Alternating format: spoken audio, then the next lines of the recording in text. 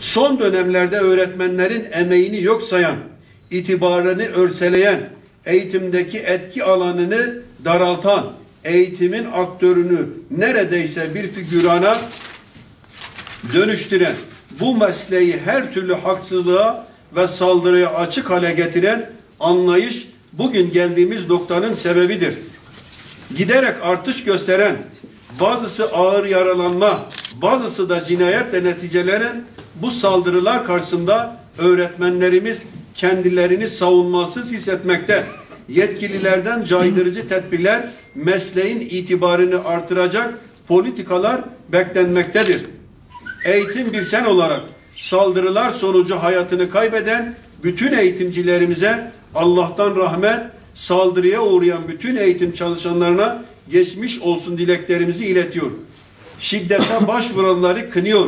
Yetkilileri gereken tedbirleri ivedilikle almaya ve kamuoyunda daha duyarlı davranmaya çağırıyoruz. Çünkü saldırıya uğrayan, öldürülen bizim geleceğimizdir.